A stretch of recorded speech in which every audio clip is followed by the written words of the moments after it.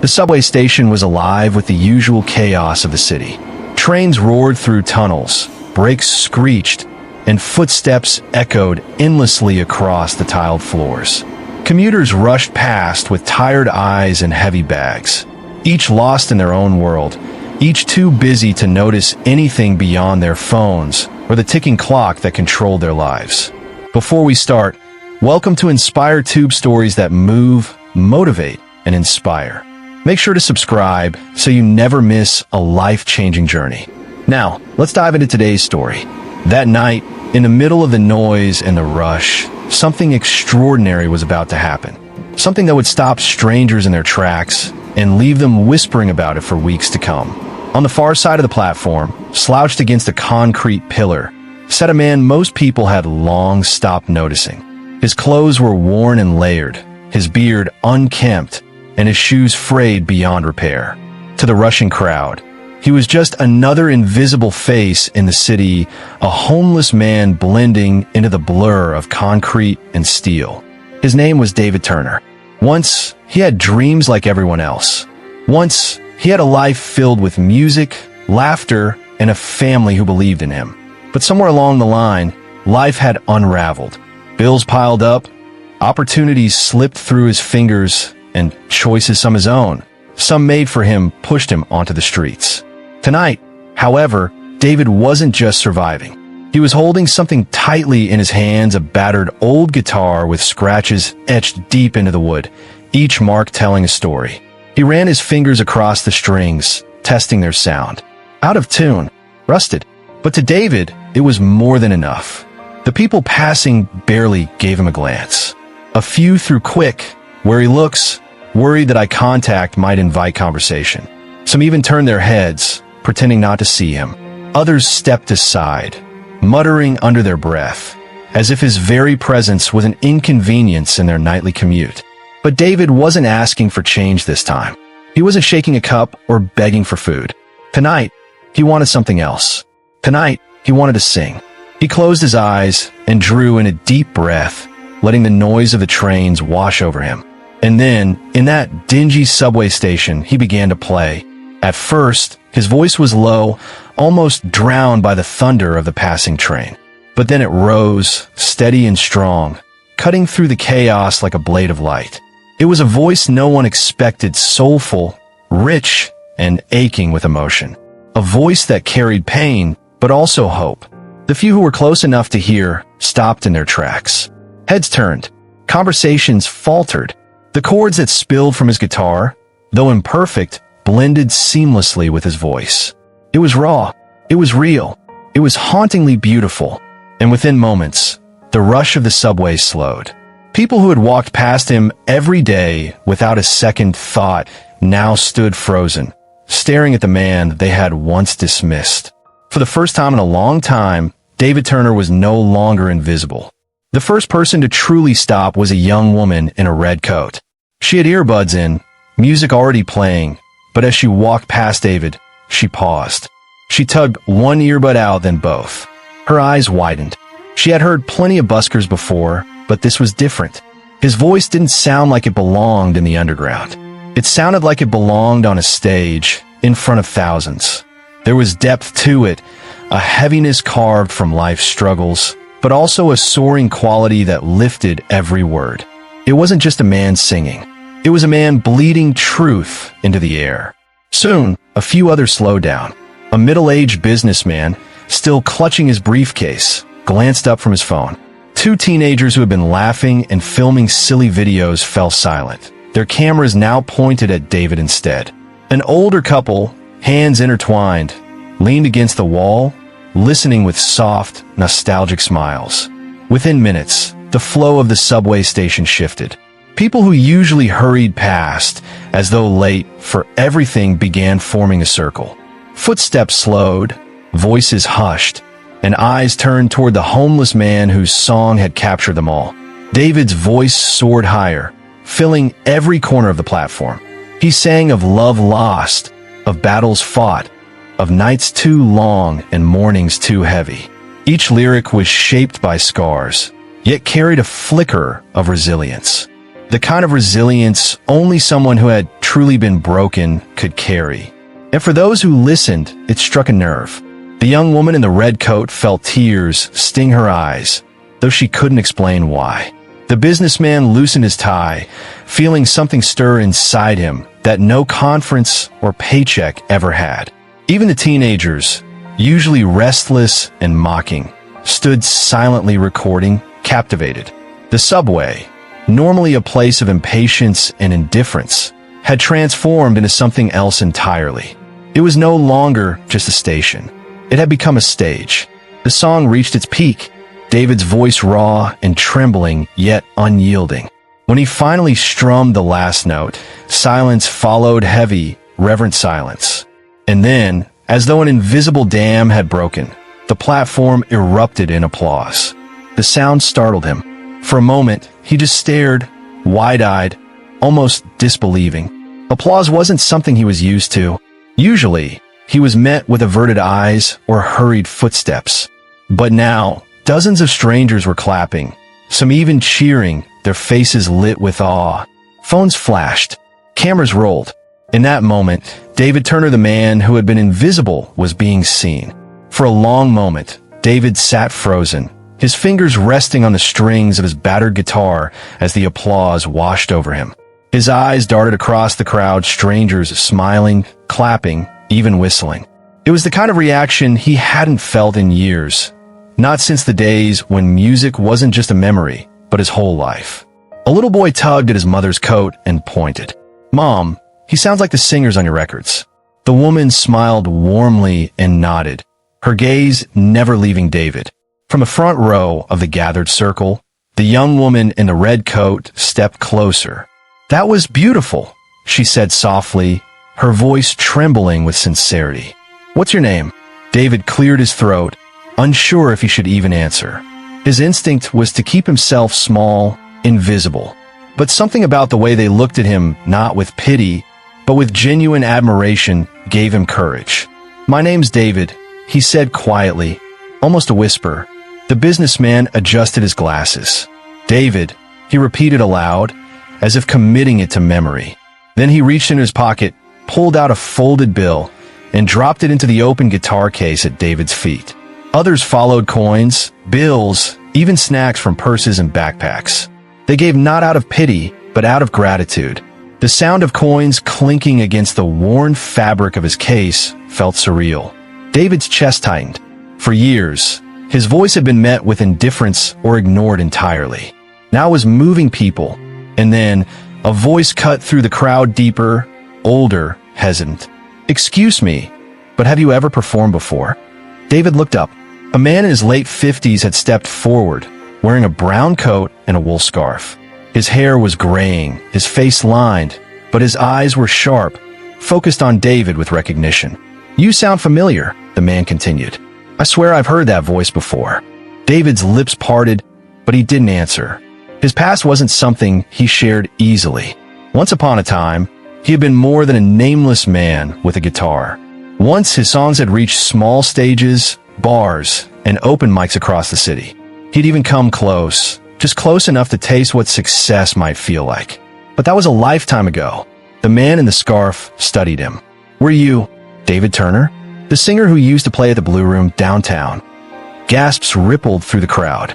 Some looked from David to the man, their curiosity deepening. David hesitated, but finally nodded. "Yeah," he said quietly, his voice thick with the weight of memory. "That was me." The recognition sparked a buzz among the listeners. Some whispered, some searched their phones, others simply stared. The man in the scarf smiled wistfully. "I knew it. I saw you perform back in the day. You had something rare." His voice softened. "And you still do." David swallowed hard. Compliments used to roll off his back when he was younger, but now, with years of silence behind him, each word landed heavy, almost unbearable. The crowd leaned closer, hungry for more. Someone shouted, "Sing another one."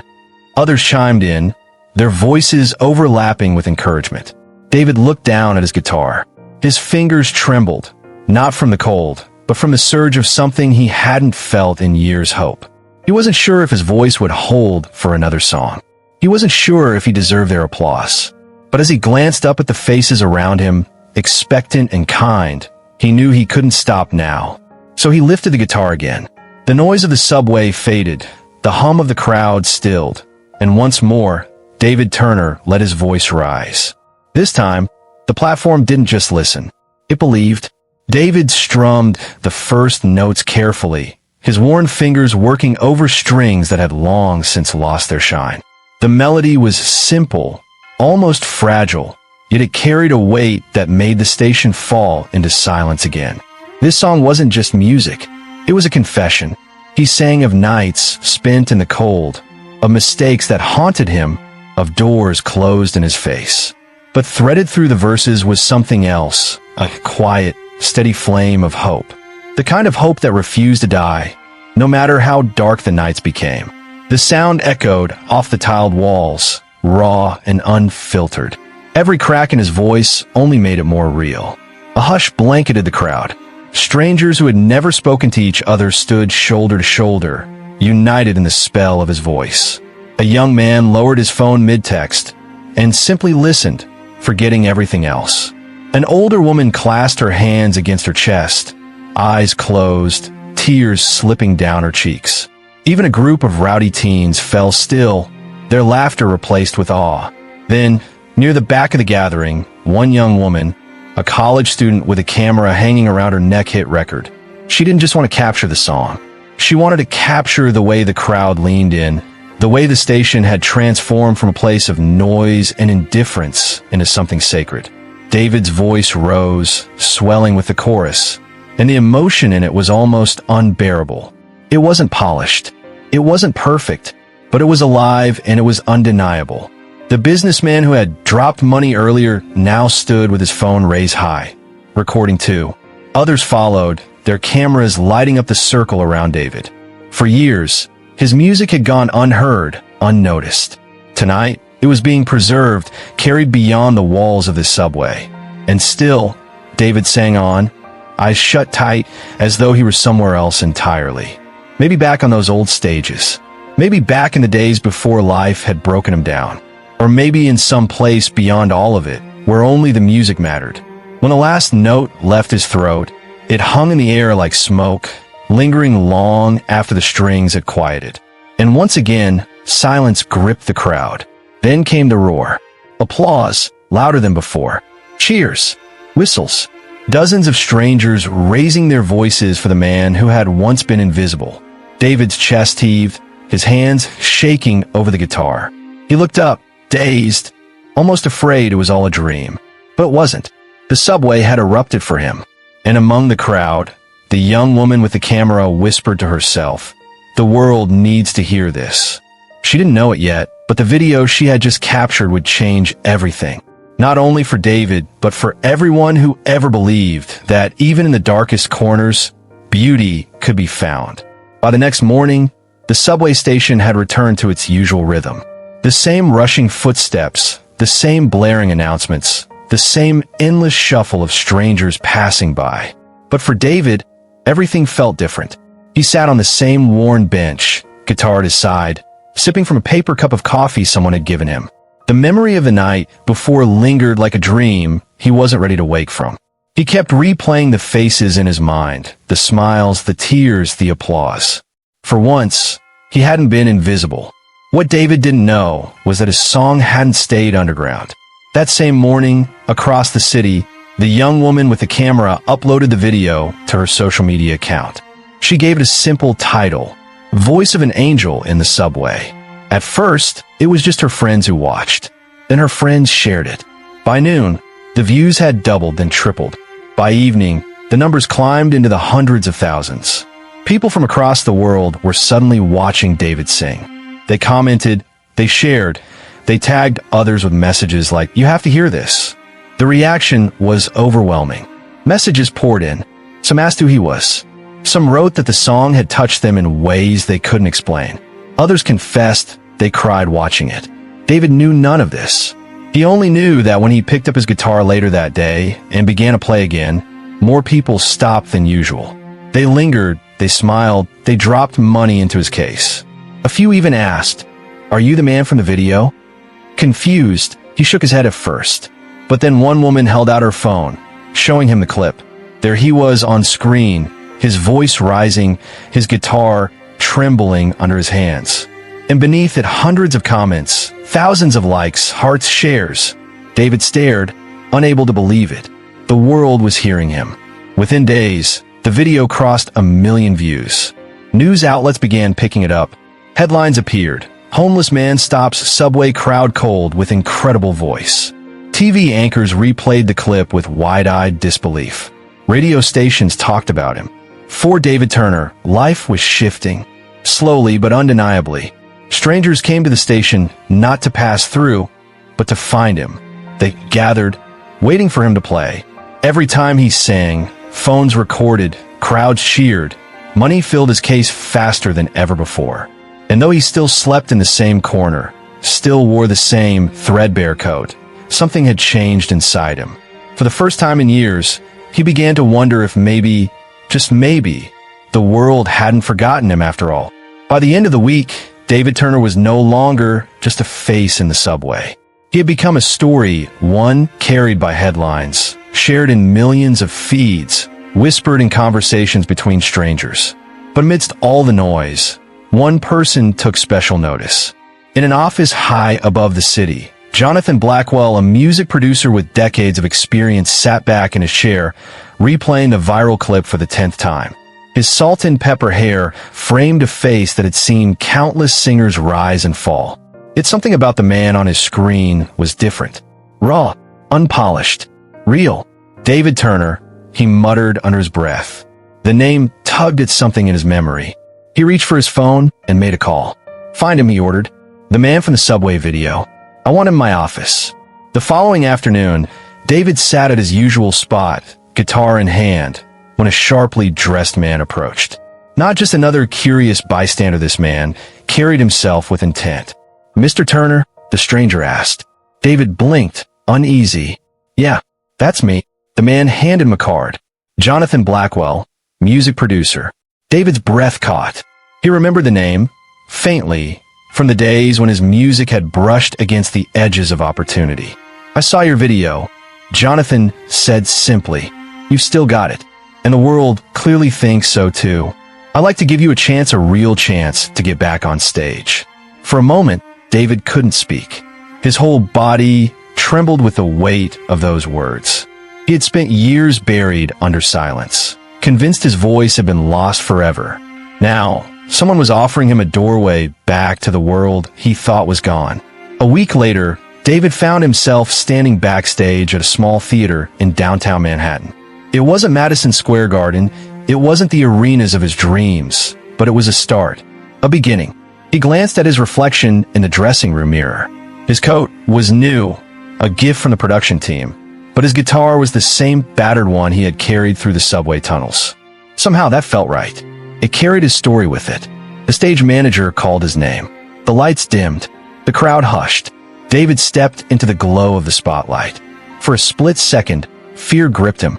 He thought of the cold nights, the rejection, the years of invisibility. But then he thought of the crowd in the subway, the woman with the camera, the millions who had listened. He thought of how music had carried him through the darkness. He strummed the first chord.